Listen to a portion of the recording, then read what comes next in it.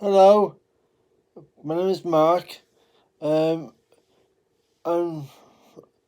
just let you know that I'm nearly 40 and I am here to talk about my life with autism. So, the way I felt from the age of 14, before then, I was at school being picked on and I felt upset and I didn't have a lot of friends because I had trouble making friends anyway, and as you can tell, is so. At the moment, with my life with autism now is I have to cope with my own mechanism. So, like if I become anxiety because of my autism, I have to sort of walk out and calm down and that.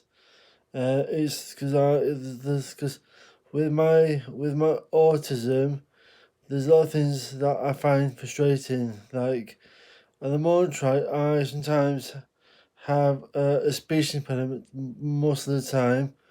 I won't say all the time, but uh, and for the difference, like when I was young,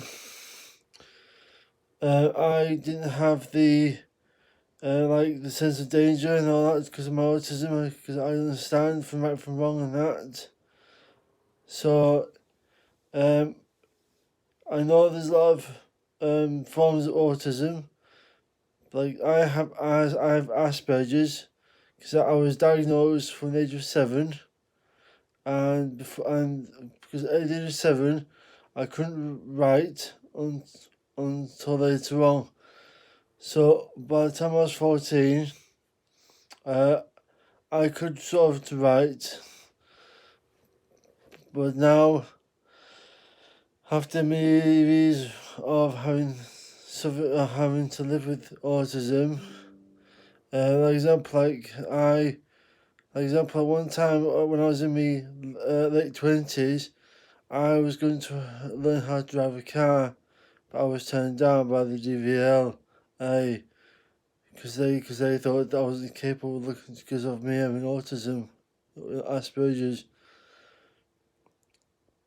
And with my achievements as well, with being autistic, right, just right now, like from when I was at school as well, like back at school, I was actually, I did sport in Yorkshire from 2006, no, 1996 to 1999 or 2000 before I left school. Unfortunately, I lost all my medals in that, right, but I still have a lot of memory about it because at the time with ADHD, I had a lot of pent up energy which I had to use. So just because of my autism as well. The school I was at, it helped very very much. I was proud where I was at. I was there for 5 years until 2000 when I was 19 years old. And after that, I went to a college in Grimsby called Grimsby College. It's near our old campus. And I was there, and I did also, I had to learn how to do road safety.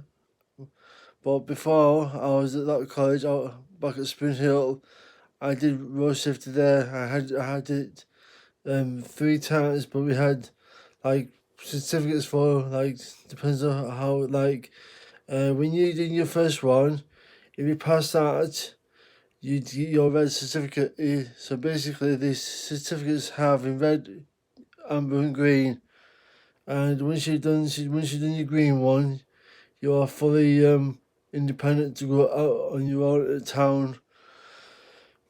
But for me, right, more important, I had to learn to do train travel with my key worker, and I've done well with that. And that's all really. But right now, with my music that I'm doing, because I'm learning to play ukulele, I've done it for over nearly for over 3 weeks, about 4 weeks now. for certainly 4 weeks since I started, and I've learnt a lot of songs that I'm not quite there yet, but I do practice a lot. And when I learn these chords on the ukulele, while I'm being autistic, right, it's really hard to explain what the chords are because of my being autistic, right, it's really hard to explain what I want to say, really. So I have to show you in another way by taking pictures, right, try and put them on the YouTube channel. So I've done some of the old songs what I've done so far. You may have seen them before anyway, but I've got two I've just done tonight. I've done Losing My Religion, who's sung by Dream, I think it was. And the other one, another one was done by Hey Jude, which is from the Beatles.